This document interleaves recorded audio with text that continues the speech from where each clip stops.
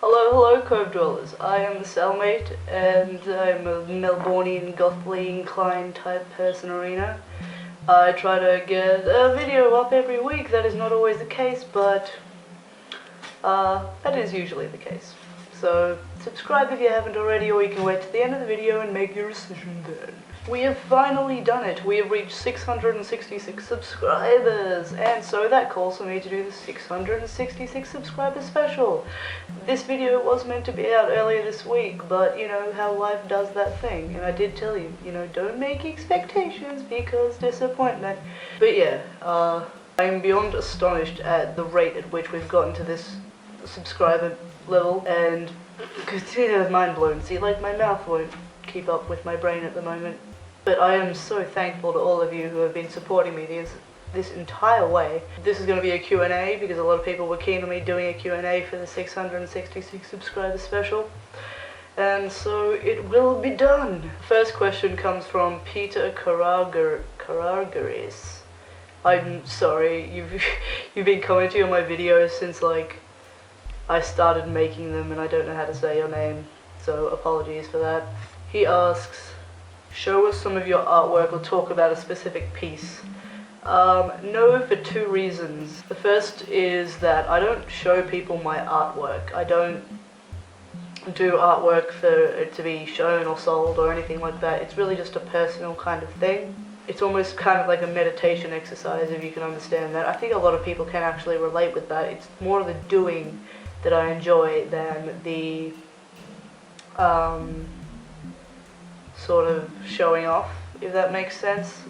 Reason number two is I don't generally keep them. Like, as I've mentioned before, I move around a lot, and the ability to keep things kind of goes out the window when you move around a lot, unless you're into putting up all the effort to like take things into state all the time, which I don't. And I've been moving a lot since I was a really small child. I think I've lived in, I don't know how much exactly, but maybe 10 to 20 different houses. Actually, no, more than that. Technically more than that. So, yeah, I just don't get into the habit of keeping things. I'm not very sentimental with things, so I don't really have a lot of the artwork that I've done. I don't keep them. I do them to do them. I don't do them to look at them or keep them. I don't know if that makes sense. I'm sure it does. But yeah, I don't really keep them. And as I said, I've been out of the game for a while, so I don't have anything from recently. Question number 2 is from Cannibal Kitty. She says, hey, I love your videos. My question is, when you start to create art and crafts, would you ever consider selling them? Or would you rather create your art for yourself as a hobby?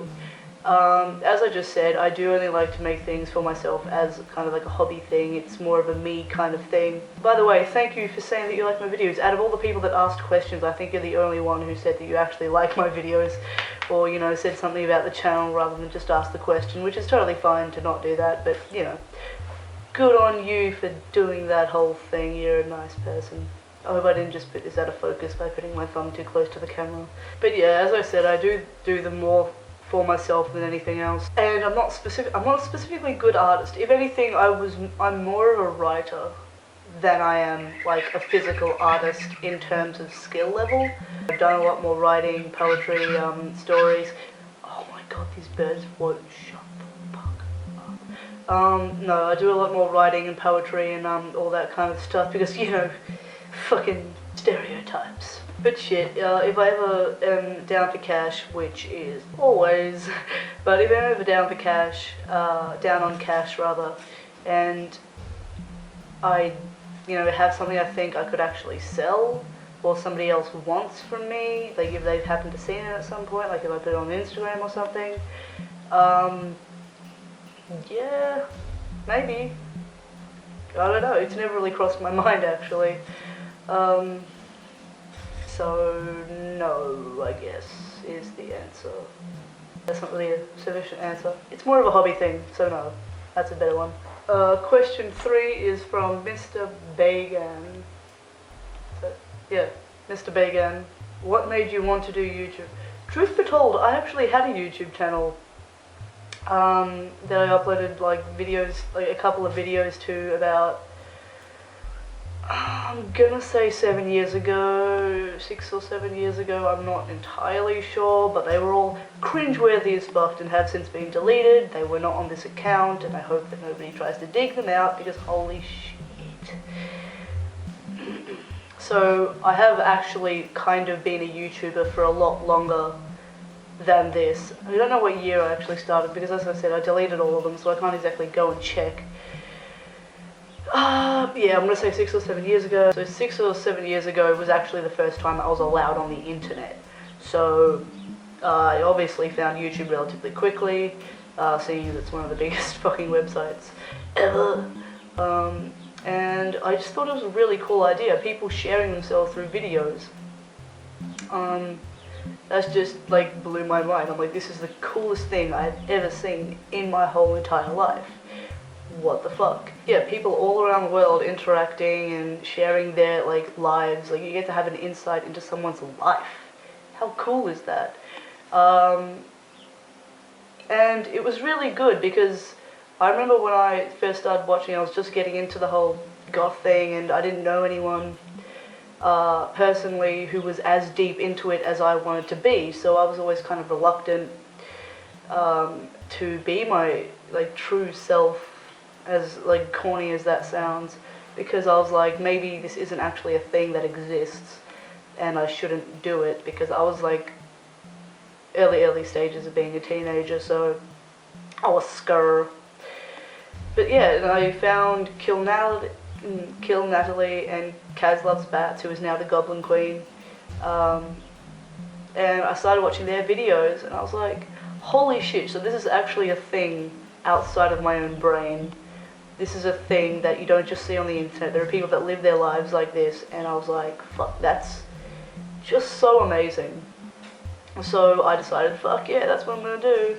I'm gonna be a YouTuber and show other people that I exist as a person in the universe, and if they're somewhat like me, and they're scared to show that they are like me, or some shit like that, I don't know. There are a lot of goth YouTubers now, so really it's like, back then there weren't a lot of goth YouTubers, there were maybe 4.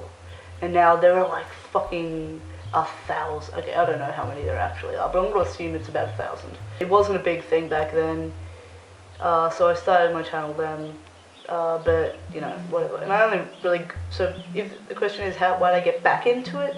I don't know, I missed it, really. I saw all these other goth tubers making their videos, and I was like, man, I fucking miss making videos. Granted, like, the videos I made were like barely about goth topics at all, but I did miss making videos. I didn't really have any subscribers, I think I had like 8, but yeah, not even. I just missed it, so I figured I'd do it again. I was like, man, why aren't I doing that thing? Why aren't I doing the thing? Honestly, it was the weight. That was a big reason. The fact that I've mentioned before, I used to be 99 kilos, and at that weight I was really insecure. I didn't want photos taken of me. I obviously didn't want to fucking be on videos. And that isn't like overweight people shouldn't be in videos, it was just I was really insecure. I wasn't comfortable within myself, so I didn't want to make videos. Yeah. So that's kind of like a both eras. The first time I went on because I was really inspired to let people know that they weren't alone in the universe as an alternative or gothly type. And the second reason was, the second time, which is recently, is because I missed it. Another reason is, like, for both times, is the fact that I will literally, like, when I die, I will literally live on through my videos. People, if they miss me or something like that, they can watch my videos and it'll be like I'm there. Like, there's no, it's kind of what, it's a strange thought. It's the thought of me and my existence will never die because it will be forever in video form. Like George Carlin, for existence. He's like in everyone's lives in video form. He's dead, but he's not dead. Like his thoughts and his feelings about the earth and stuff like that, they live on through the videos and through his quotes and all that shit. So yeah, it's kind of like a I will never die, really, because my spirit will live on through my videos kind of thing, which is an interesting concept. I'm not going to go into the entire philosophy of it right now, but yeah. The next question is from Fiora Emerald, and it says, which goth icon do you think would probably be your mum? Spelled M-O-M, it's M-U-M, you American. I don't know, I mean, it depends what context, like, musician goth icon, or like the kind of Morticia Elvira Vampira kind of goth icon, or is it like an artist? I'd say maybe a mix between Patricia Morrison, because oh my god, goals. Vampira, because like I get called Morticia and Elvira and stuff, but Vampira is obviously the one that I identify with more, and a lot of people have said that out of those people and Lily Monster and stuff like that, Vampire is kind of the one that I seem most like. How fitting that my eyebrows are like this right now, actually. Like, model-wise, Morticia Eve. If you don't know Morticia Eve, she's this goth model, and I'm just like, goals. She is goals. Like, everything about her is goals. Like, the way she looks and everything like that, it's complete goals. The whole, like, semi-tribal goth thing is something I'm really fucking into at the moment, and I don't have money to look like that, but I mean, she's kind of a mix between Victorian and tribal, which is kind of the look I want to be at when I've leveled up again. But for now, I'm just a poor broke bitch with no income. But fuck choosing favorites. I fucking hate the fact that like four of the questions on this video are like favorite questions. I'm like, man, I can't do that. Anyway, we'll move on. The next question is from Jamie Milione. I don't know. I know this guy in real life, so I should know how to say his last name, but I fucking don't.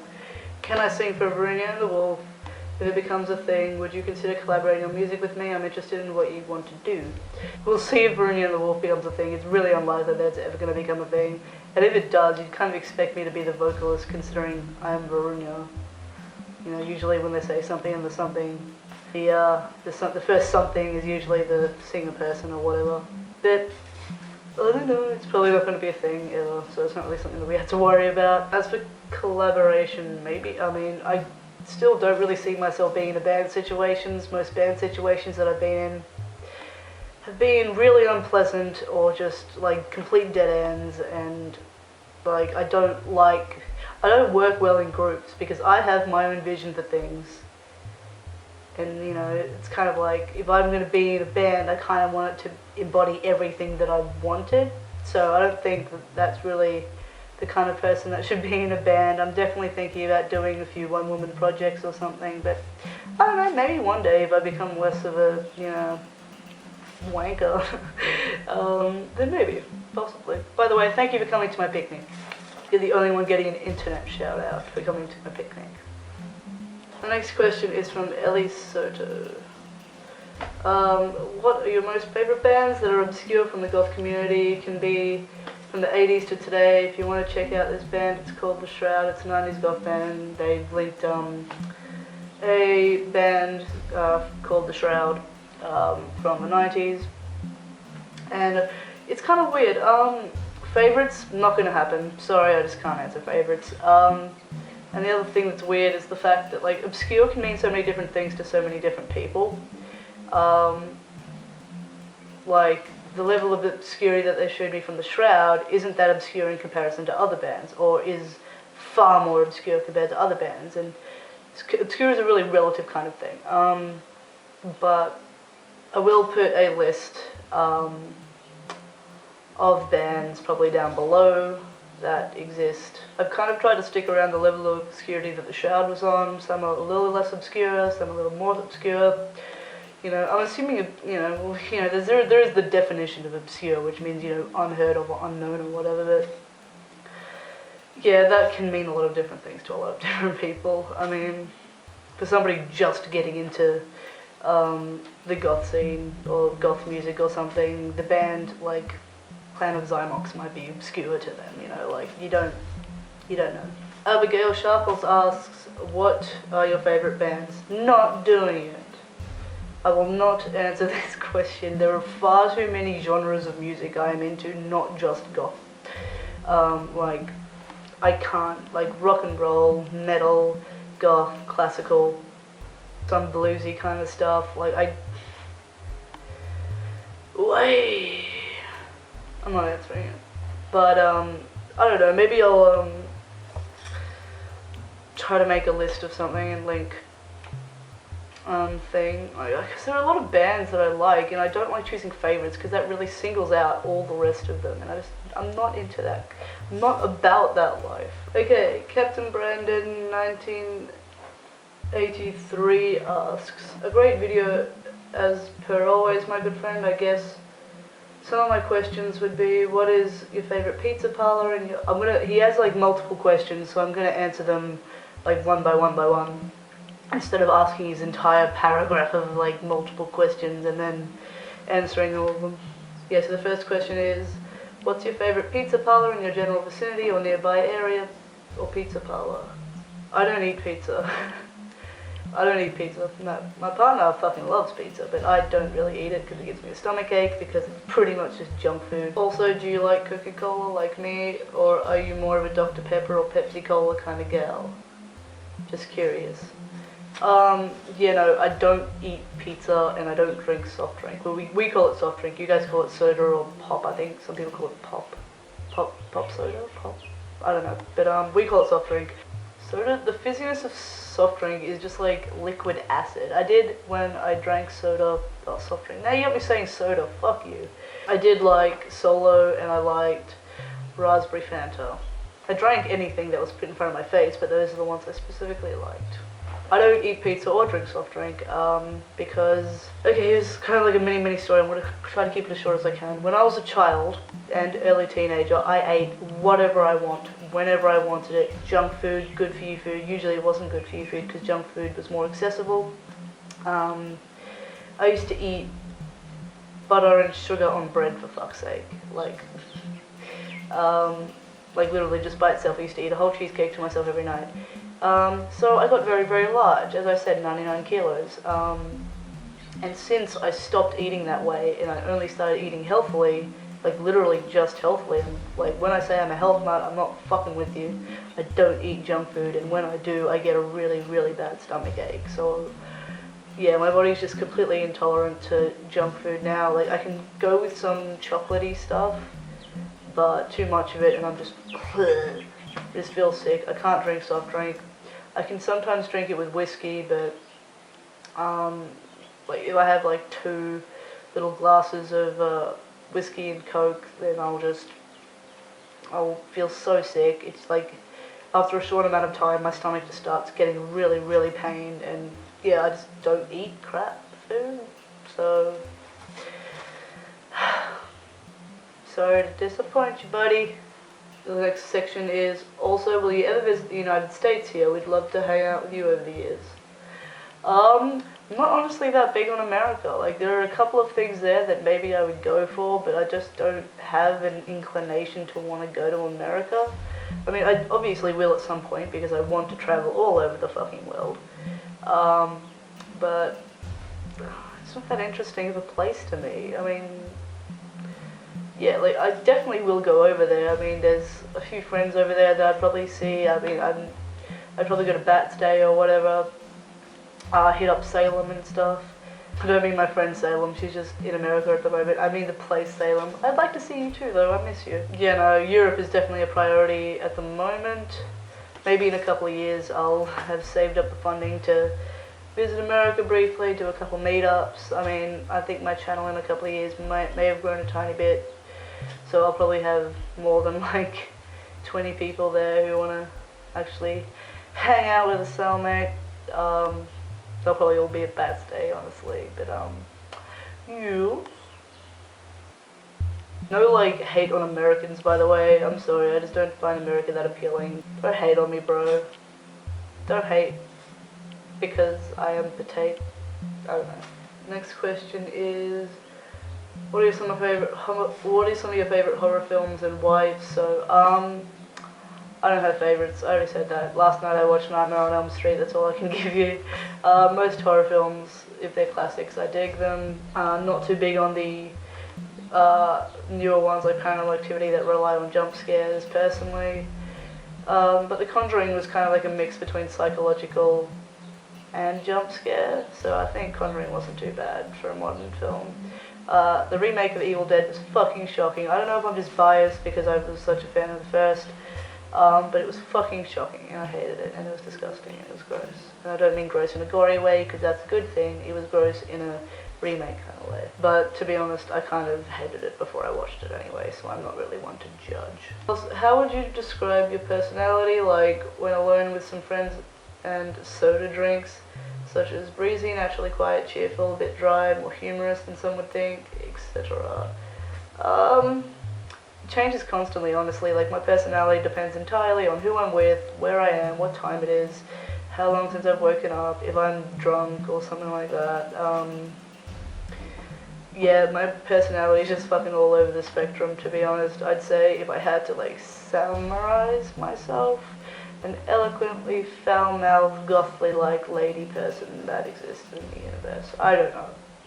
I'm not good at this whole personality thing. I'd say if you want to get a proper, like, actual answer, you'd probably have to ask people that are around me a whole lot of the time to tell me what they've observed of, like, my personality traits that are consistent. Like, fuck, my accent isn't even always the same, and I'm gonna make a whole different video on why my accent fucks up. I don't know if any of you have noticed it. I don't think I've done it that much in videos, but my accent changes like a motherfucker. And it's not that I'm, like, from another country. I did grow up with another language, but English is my first language. I mean, I grew up learning one alongside English, and I know bits and pieces of multiple languages, but I think that's probably the only reason my accent's a bit all over the place. The fact that I know other languages, not very well, most of them I've forgotten by now, but I think they've kind of stuck, and if I watch a movie or if I watch somebody who talks a certain way, I'll start to talk like them almost immediately. I don't know why, my voice will mimic